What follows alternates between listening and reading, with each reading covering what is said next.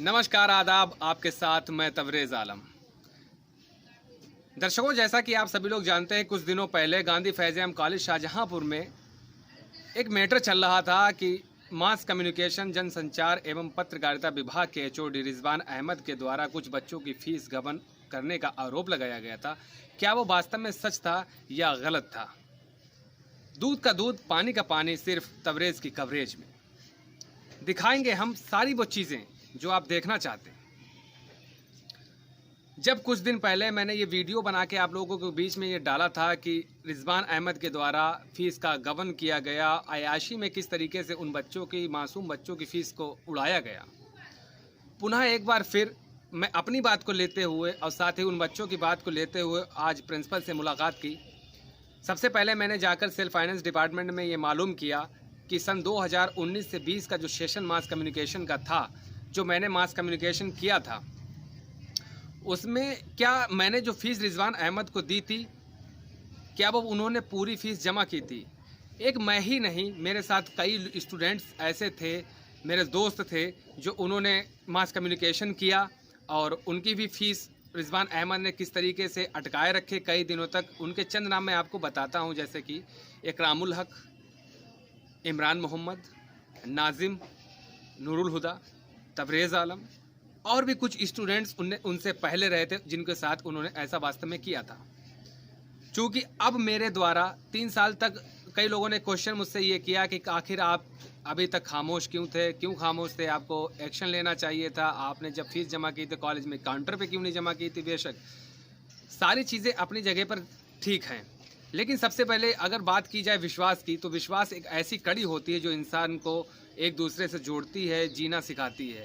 ऐसा ही एक रिश्ता होता है शिष्य और गुरु का, कि शिष्य अगर ठीक ठाक है और गुरु भी ठीक ठाक है, तो शिष्य अगर जो सही होगा वो अपने गुरु पर आंखें बंद करके भरोसा करेगा। लेकिन गुरु अगर ऐसा हो जो अपने शिष्य का मुंह तोड़ जवाब दे दे, गुरु को शिष्य की उम्मीदों पर जब खरा नहीं उतरता है, तो आखिर इस उम्मीद में, और जब विद्यार्थी का अपने शिष्य का गुरु के प्रति जब विश्वास टूटता है, तो उस पर क्या बीतती है, तो एक शिष्य ही जानता है जो वास्तव में उसको अपना गुरु मानता हो। जब मेरे द्वारा ये कवरेज, पूरी कवरेज की गई कि आखिर बच्चों का फीस का मैटर क्या है, पूरा मामला जाना मैंने। उसके बाद मैंने पड़ताल की कि वास्तव में क्या बच्चों के द्वारा जो आरोप लगाए जा रहे हैं, जो सोशल मीडिया पर जमकर जो चीज़ फ़ोटो वीडियोज़ वायरल हो रहा है, ऐसा तो नहीं कहीं से एडिट हुआ हो। मैंने उन बच्चों से भी बात की, मुलाकात की। उसके बाद मैंने जाकर कॉलेज प्रशासन से भी उन बच्चों के फेवर में बात की कि आखिर देखिए, एक साथ ही कहना चाहूँगा कि अगर कोई भी विद्यार्थी होता है, तो कॉलेज के जो शिक्षक होते हैं, यहाँ तक कि जब बच्चा नया-नया जाता है, तो वो अपनी प्यारी-प्यारी बातों में डालकर उनसे फ़ीस ऐंठ लेते हैं। ख़ास करके अब किसी को क्या पता है कि उनके वालिदैन, जो माँ-बाप होते हैं, पेरेंट्स जो होते हैं, वो किस तरीके से उनका भरण-पोषण करते हैं। मेरे द्वारा जब जाकर मैंने प्रिंसिपल साहब और वहाँ के जो सेल्फ फाइनेंस डिपार्टमेंट था, वहाँ से मालूम किया कि सर, मैंने सेशन सन 2019 से 20 की जो फ़ीस थी, क्या वो मेरी रिजवान अहमद ने जमा की है या अभी नहीं जमा की है। चूँकि मैंने इसलिए पूछा था कि जो प्रेजेंट में सन 2021 से 22 का सेशन चल रहा है, उन बच्चों की मार्कशीट को लेकर जो गबन किया गया फ़ीस का एक एचओडी के द्वारा, तो सेल्फ फाइनेंस में सीधे मुझे बता दिया गया कि तबरेज़, ऐसा है, आपकी 8,500 रुपये यानी 8500 रुपये अभी तक फ़ीस जमा नहीं है।